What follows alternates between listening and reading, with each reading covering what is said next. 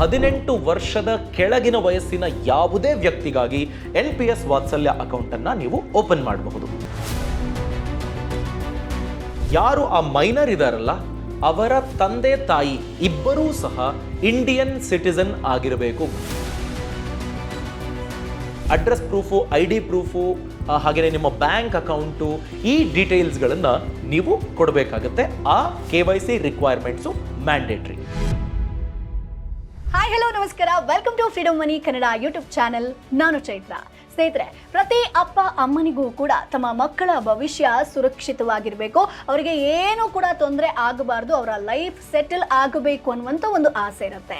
So ಅದಕ್ಕಂತಾನೆ ಸರ್ಕಾರದ ಒಂದು ಯೋಜನೆ ಇದೆ, ಅದೇ NPS ವಾತ್ಸಲ್ಯ. ಸೊ ಈ ಒಂದು ಸ್ಕೀಮ್ ಅಂಡರ್ ಅಲ್ಲಿ 10 ಕೋಟಿ ರೂಪಾಯಿ ತನಕ ನಿಮ್ಮ ಒಂದು ಮಕ್ಕಳ ಭವಿಷ್ಯಕ್ಕೆ ನೀವು ಉಳಿತಾಯವನ್ನ ಮಾಡಬಹುದು. ಸೊ ಹಾಗಾದ್ರೆ ಈ ಒಂದು NPS ವಾತ್ಸಲ್ಯ ಯೋಜನೆಯ ಸದುಪಯೋಗವನ್ನ ಪಡ್ಕೊಳ್ಬೇಕು ಅಂತಂದ್ರೆ ಎಲಿಜಿಬಿಲಿಟಿ ಏನೇನಿರಬೇಕು, ಈ ಒಂದು ಸ್ಕೀಮ್ಸ್ಗೆ ಏನೆಲ್ಲ ಡಾಕ್ಯುಮೆಂಟ್ಸ್ ಅನ್ನ ಸಬ್ಮಿಟ್ ಮಾಡಬೇಕು ಅನ್ನೋದ್ರ ಬಗ್ಗೆ ಸಾಕಷ್ಟು ಮಾಹಿತಿಯನ್ನ ಈ ವಿಡಿಯೋದಲ್ಲಿ ತಿಳಿಸ್ಕೊಡ್ತೀವಿ. ಈ ವಿಡಿಯೋವನ್ನ ಕೊನೆಯ ತನಕ ಮಿಸ್ ಮಾಡದೆ ನೋಡಿ, ನೀವು ಕೂಡ ಈ ಒಂದು ಸ್ಕೀಮ್ನ ಸದುಪಯೋಗವನ್ನ ಪಡ್ಕೊಳ್ಬಹುದು.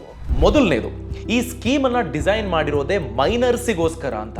ಈ ಸ್ಕೀಮ್ ನ ಹೆಸರೇ ಅದು, NPS ವಾತ್ಸಲ್ಯ ಮೈನರ್ಸ್ ಅಂತ ಬ್ರಾಕೆಟ್ ನಲ್ಲಿ ಬಂದ್ಬಿಡುತ್ತೆ. ಅಫಿಷಿಯಲ್ ಡಾಕ್ಯುಮೆಂಟ್ ನೀವು ಎಲ್ಲೇ ನೋಡಿದ್ರು NPS ವಾತ್ಸಲ್ಯ ಸ್ಕೀಮ್ ಅನ್ನ ಹಾಗೇನೆ ಪ್ರಮೋಟ್ ಮಾಡ್ತಾ ಇರೋದು. ಸೊ ಮೊದಲನೇ ಕ್ರೈಟೀರಿಯಾ, 18 ವರ್ಷದ ಕೆಳಗಿನ ವಯಸ್ಸಿನ ಯಾವುದೇ ವ್ಯಕ್ತಿಗಾಗಿ NPS ವಾತ್ಸಲ್ಯ ಅಕೌಂಟ್ ಅನ್ನ ನೀವು ಓಪನ್ ಮಾಡಬಹುದು. ಎರಡನೇ ಎಲಿಜಿಬಿಲಿಟಿ ಕ್ರೈಟೀರಿಯಾ, ಯಾರು ಆ ಮೈನರ್ ಇದಾರಲ್ಲ ಅವರ ತಂದೆ ತಾಯಿ ಇಬ್ಬರೂ ಸಹ ಇಂಡಿಯನ್ ಸಿಟಿಸನ್ ಆಗಿರಬೇಕು, ಭಾರತೀಯ ಪೌರರಾಗಿರಬೇಕು ಅನ್ನೋದು ಬಹಳ ಇಂಪಾರ್ಟೆಂಟ್. ಯಾಕೆ ಅಂದ್ರೆ NRI ನಾನ್ ರೆಸಿಡೆಂಟ್ ಇಂಡಿಯನ್ಸ್ ಮತ್ತು OCI overseas citizens of India ಇವರುಗಳು ಸಹ ಈ ಸ್ಕೀಮ್ನ ಅಡಿಯಲ್ಲಿ ಲಾಭ ಪಡ್ಕೊಳ್ಳೋದಕ್ಕೆ ಅವಕಾಶ ಇದೆ. ಯಾರೋ ಭಾರತೀಯ ಪ್ರಜೆ ವಿದೇಶಕ್ಕೆ ಹೋಗಿ ಸೆಟಲ್ ಆಗ್ತಾರೆ ಅಂದ್ಕೊಳ್ಳಿ, ಅವರು ಅಲ್ಲಿನ ಅಂದ್ರೆ ವಿದೇಶದ ಒಬ್ಬ ವ್ಯಕ್ತಿಯನ್ನ ಮದುವೆಯಾಗಿ ಅವರ ಸಂತಾನಕ್ಕೆ, ಅವರ ಮಕ್ಕಳಿಗೆ NPS ವಾತ್ಸಲ್ಯ ಸ್ಕೀಮ್ನ ಬೆನಿಫಿಟ್ ಬೇಕು ಅಂತಂದ್ರೆ ಹಾಗೆ ಸಿಗೋದಿಲ್ಲ. ಇಬ್ಬರೂ ಸಹ ಭಾರತೀಯ ಮೂಲದ ಪ್ರಜೆಗಳಾಗಿರಬೇಕು ಅನ್ನೋದು ಬಹಳ ಇಂಪಾರ್ಟೆಂಟ್ ಎರಡನೆಯ ಎಲಿಜಿಬಿಲಿಟಿ ಕ್ರೈಟೀರಿಯಾ. ಮೂರನೆಯ ಎಲಿಜಿಬಿಲಿಟಿ ಕ್ರೈಟೀರಿಯಾ KYC ರಿಕ್ವೈರ್ಮೆಂಟ್ಗಳು, ಅಂದ್ರೆ ನೋ ಯುವರ್ ಕಸ್ಟಮರ್ ಅಂತ ಬ್ಯಾಂಕ್ನವರು ಏನೇನು ಡೀಟೇಲ್ಸ್ಗಳನ್ನು ಯೂಶುವಲಿ ಪಡ್ಕೊಳ್ತಾರೋ, ಒಂದು ಬ್ಯಾಂಕ್ ಅಕೌಂಟ್ ಓಪನ್ ಮಾಡೋದಕ್ಕೆ ನಿಮ್ಗೆ ಏನೇನು ಬೇಕಪ್ಪ ಆ ಡಾಕ್ಯುಮೆಂಟ್ಗಳನ್ನು ಮೈನರ್ NPS ವಾತ್ಸಲ್ಯ ಸ್ಕೀಮ್ನ ಲಾಭ ಪಡ್ಕೊಳ್ಳೋದಕ್ಕೆ ಅಂತ ಅಪ್ಲೈ ಮಾಡೋಕೆ ಹೋಗೋರು ಆ ಡಾಕ್ಯುಮೆಂಟ್ಗಳನ್ನು ಕೊಡೋದಕ್ಕೆ ಸಾಧ್ಯ ಆಗಬೇಕು. ಅಂದರೆ ಒಂದು ಅಡ್ರೆಸ್ ಪ್ರೂಫು, ಒಂದು ಐಡೆಂಟಿಟಿ ಪ್ರೂಫು, ಆಧಾರ್ ಕಾರ್ಡೋ, ಪಾಸ್ಪೋರ್ಟೋ, ಪಾನ್ ಕಾರ್ಡೋ, ವೋಟರ್ IDನೋ ಇದನ್ನು ನೀವು ಕೊಡಬೇಕಾಗತ್ತೆ. ಈ ಅಡ್ರೆಸ್ ಪ್ರೂಫು, ID ಪ್ರೂಫು, ಹಾಗೆಯೇ ನಿಮ್ಮ ಬ್ಯಾಂಕ್ ಅಕೌಂಟು, ಈ ಡೀಟೇಲ್ಸ್ಗಳನ್ನು ನೀವು ಕೊಡಬೇಕಾಗತ್ತೆ. ಆ KYC ರಿಕ್ವೈರ್ಮೆಂಟ್ಸು ಮ್ಯಾಂಡೇಟ್ರಿ. ಸೊ ನಿಮ್ಮ ಮಕ್ಕಳ ಭವಿಷ್ಯಕ್ಕಾಗಿ ನೀವು ಮಾಡ್ತಿರುವಂತ ಈ ಒಂದು NPS ವಾತ್ಸಲ್ಯ ಯೋಜನೆ ಬಗ್ಗೆ ತಿಳ್ಕೊಳ್ಬೇಕು ಅನ್ನುವಂಥದ್ದು ಇನ್ನೂ ಸಾಕಷ್ಟಿದೆ. ಸೊ ಅದಕ್ಕೋಸ್ಕರ ಫ್ರೀಡಮ್ ಆ್ಯಪ್ ನಿಮಗೋಸ್ಕರ ಒಂದು ಕೋರ್ಸ್ ಅನ್ನ ಡಿಸೈನ್ ಮಾಡಿದೆ. NPS ವಾತ್ಸಲ್ಯ ನಿಮ್ಮ ಮಕ್ಕಳ ಭವಿಷ್ಯಕ್ಕಾಗಿ 10 ಕೋಟಿ ಕಾರ್ಪಸ್ ಅನ್ನ ಸೃಷ್ಟಿಸಿ ಅನ್ನುವಂಥ 1 ಗಂಟೆಯ ಕೋರ್ಸ್ ಅನ್ನ ಇಲ್ಲಿ ನಿಮಗೋಸ್ಕರ ಡಿಸೈನ್ ಮಾಡಿರುವಂಥದ್ದು. ಇದರಲ್ಲಿ A to Z ಮಾಹಿತಿ ಸಿಗುತ್ತೆ. ಸೊ ಹಾಗಾಗಿ ಈಗಲೇ ಫ್ರೀಡಮ್ ಆ್ಯಪ್ ಅನ್ನ ಡೌನ್ಲೋಡ್ ಮಾಡಿ. ನೆಕ್ಸ್ಟ್ ಇರೋದು ಡಾಕ್ಯುಮೆಂಟ್ ರಿಕ್ವೈರ್ಡ್. ಏನು ಡಾಕ್ಯುಮೆಂಟ್ಸ್ ಕೊಡಬೇಕು ನಾನು? ಇದರ ಬಗ್ಗೆ NPS ವೆಬ್ಸೈಟ್ನಲ್ಲಿ ಸಿಕ್ಕಿರುವಂತಹ ಅಫಿಷಿಯಲ್ ಡಾಕ್ಯುಮೆಂಟ್ನಲ್ಲಿರುವಂತಹ ಮಾಹಿತಿಯನ್ನೇ ನಿಮಗೆ ತೋರಿಸ್ಬಿಡ್ತೀವಿ. ಸ್ಕ್ರೀನನ್ನು ಗಮನಿಸಿ. ಮೊದಲನೇದು ಡಾಕ್ಯುಮೆಂಟ್ಸ್ ರಿಕ್ವೈರ್ಡ್ ಸೆಕ್ಷನಲ್ಲಿ ಅಂತ ನೋಡಿದ್ರೆ ಅಪ್ಲಿಕೆಂಟ್ ಇದ್ದಾರಲ್ಲ ಅವರೇನೇನು ಡಾಕ್ಯುಮೆಂಟ್ ಪ್ರೂಫ್ಗಳನ್ನು ಕೊಡಬೇಕಾಗುತ್ತೆ ಅನ್ನೋದನ್ನು ನೋಡೋಣ. ಮೊದಲನೇದು date of birth proof of the minor. ಇದು ಒಂದನ್ನು ಕೊಟ್ಟರೆ ಸಾಕಾಗುತ್ತೆ. ಬೇರೆ ಮಿಕ್ಕಿದ್ದೆಲ್ಲ ಈ ವ್ಯಕ್ತಿಯ ಹೆಸರಲ್ಲಿರಬೇಕು ಅಂತೆಲ್ಲ ಕಂಪಲ್ಷನ್ ಇಲ್ಲ.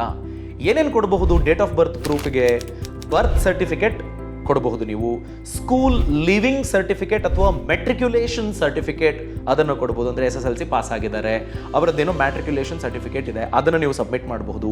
TC ಪಡ್ಕೊಂಡಿದ್ದೀರಿ, 3ನೇ ಕ್ಲಾಸ್ವರೆಗೂ ಓದಿತ್ತು ಮಗು, ಈಗ ಬೇರೆ ಸ್ಕೂಲಿಗೆ ಹೋಗಿದೆ, ಅಲ್ಲೊಂದು TC ಸಿಕ್ಕಿದೆ, ಅದನ್ನು ನೀವು ಸಬ್ಮಿಟ್ ಮಾಡಬಹುದು. ಹಾಗೆಯೇ ಪಾನ್ ಕಾರ್ಡು ಅಥವಾ ಪಾಸ್ಪೋರ್ಟು ಇದಿದ್ರೆ ಇವುಗಳನ್ನು ಸಹ ನೀವು ಸಬ್ಮಿಟ್ ಮಾಡೋದಕ್ಕೆ ಅವಕಾಶ ಇದೆ. ಮೈನರ್ ಅಪ್ಲಿಕೆಂಟ್ ಡಾಕ್ಯುಮೆಂಟ್ಸ್ ಅಂತ ನೋಡಿಕೊಂಡ್ರೆ, ಈಗ ಗಾರ್ಡಿಯನ್ನಿಗೆ ಏನೇನು ಡಾಕ್ಯುಮೆಂಟ್ಸ್ ಬೇಕು ಅನ್ನೋದನ್ನು ನೋಡಬೇಕು. ಯಾಕೆ ಗಾರ್ಡಿಯನ್ ಡಾಕ್ಯುಮೆಂಟ್ಸ್ ಅಷ್ಟು ಇಂಪಾರ್ಟೆಂಟ್ ಆಗುತ್ತೆ ಅಂತಂದ್ರೆ, ಈ ಅಕೌಂಟ್ NPS ವಾತ್ಸಲ್ಯ ಅಕೌಂಟ್ ಅನ್ನ ಮೇಂಟೈನ್ ಮಾಡೋದೇ ಗಾರ್ಡಿಯನ್ಸ್.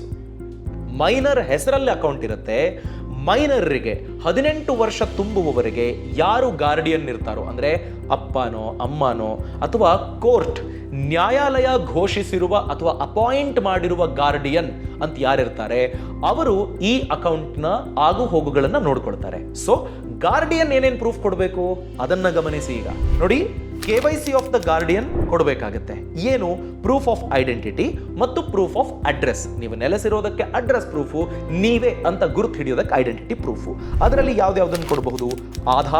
ಆಧಾರ್ ಕಾರ್ಡ್ ಅನ್ನು ಕೊಡಬಹುದು, driving licence, passport, voter ID card, NREGA job card. ಅಂದ್ರೆ ನೀವು ಮಹಾತ್ಮ ಗಾಂಧಿ ನರೇಗಾ ಯೋಜನೆ ಅಡಿಯಲ್ಲಿ ಹಳ್ಳಿನಲ್ಲಿ ಉದ್ಯೋಗ ಖಾತ್ರಿ ಯೋಜನೆ ಅಡಿಯಲ್ಲಿ ಕೆಲ ಕೆಲಸಗಳನ್ನ ಮಾಡ್ತಾ ಇದ್ದೀರಿ, ಅದಕ್ಕೊಂದು ಕಾರ್ಡ್, ಜಾಬ್ ಕಾರ್ಡ್ ಅಂತ ಕೊಟ್ಟಿದ್ದಾರೆ, ಅದನ್ನು ನೀವು ಸಬ್ಮಿಟ್ ಮಾಡಬಹುದು. ನ್ಯಾಷನಲ್ ಪಾಪ್ಯುಲೇಷನ್ ರಿಜಿಸ್ಟರ್, ಅದರಲ್ಲಿ ನೀವು ನೋಂದಾಯಿಸಿಕೊಂಡಿದ್ರೆ ಆ ದಾಖಲೆಯನ್ನು ಸಹ ಇಲ್ಲಿ ನಿಮ್ಮ KYCಗಾಗಿ ಸಬ್ಮಿಟ್ ಮಾಡೋದಕ್ಕೆ ಅವಕಾಶ ಇದೆ. ಇನ್ನೊಂದು ವಿಭಾಗ ಇದೆ, ಗಮನಿಸಿ, NRE ಅಥವಾ NRO ಬ್ಯಾಂಕ್ ಅಕೌಂಟ್. ಮೈನರ್ ಹೆಸರಲ್ಲಿ ಇರುವ NRE ಅಥವಾ NRO ಅಕೌಂಟ್ ಅನ್ನ ಒಂದು ವೇಳೆ ಗಾರ್ಡಿಯನ್ NRI ನಾನ್ ರೆಸಿಡೆಂಟ್ ಇಂಡಿಯನ್ ಆದರೆ ನೀವು ಸಬ್ಮಿಟ್ ಮಾಡಬೇಕಾಗತ್ತೆ. ನಾನ್ ರೆಸಿಡೆಂಟ್ ಇಂಡಿಯನ್ ಅಂದ್ರೆ ಅವರು ಭಾರತೀಯ ಪ್ರಜೆ ಆದರೆ ಭಾರತದಲ್ಲಿ ನೆಲೆಸಿಲ್ಲ, ಅವರು ವಿದೇಶದಲ್ಲಿ ನೆಲೆಸ್ತಿದ್ದಾರೆ ಅನ್ನೋದಷ್ಟೇ. ಸೊ ಈ ಎಲ್ಲ ಡಾಕ್ಯುಮೆಂಟ್ಗಳು ನಿಮ್ಮ ಬಳಿ ಇದ್ದಿದ್ದೇ ಆದರೆ ಈ ಕೂಡಲೇ ಹೋಗಿ NPS ವಾತ್ಸಲ್ಯ ಅಕೌಂಟ್ ಅನ್ನ ನೀವು ಓಪನ್ ಮಾಡಬಹುದು. ಹಾಗಾಗಿ ನಿಮ್ಮ ಮಕ್ಕಳ ಭವಿಷ್ಯವನ್ನ ಸುರಕ್ಷಿತವಾಗಿಡೋದಕ್ಕೆ ಕೇಂದ್ರ ಸರ್ಕಾರದ NPS ವಾತ್ಸಲ್ಯ ಯೋಜನೆಯನ್ನ ಈಗಲೇ ಮಾಡಿಸಿ. ಇದರಿಂದ ನಿಮ್ಮ ಒಂದು ಮಕ್ಕಳ ಭವಿಷ್ಯ ಉಜ್ವಲವಾಗಿರುತ್ತೆ. ಈ ಒಂದು ವಿಡಿಯೋ ಇಷ್ಟ ಆಗಿದ್ರೆ ಲೈಕ್ ಮಾಡಿ, ಕಮೆಂಟ್ ಮಾಡಿ, ಒಂದಷ್ಟು ಜನರಿಗೆ ಶೇರ್ ಕೂಡ ಮಾಡಿ. ಅಷ್ಟೇ ಅಲ್ಲ, ಫ್ರೀಡಮ್ ಆಪ್ ಅನ್ನ ಇನ್ನೊಂದಷ್ಟು ಜನರಿಗೆ ಸಜೆಸ್ಟ್ ಕೂಡ ಮಾಡಿ. ನಾನು ಮುಂದಿನ ಎಪಿಸೋಡ್ ಅಲ್ಲಿ ಮತ್ತೊಂದಷ್ಟು ಮನಿ ಐಡಿಯಾವನ್ನ ತಿಳಿಸ್ಕೊಡ್ತೀನಿ. ಅಲ್ಲಿವರೆಗೂ ಟಾಟಾ, ಬೈ ಬಾಯ್.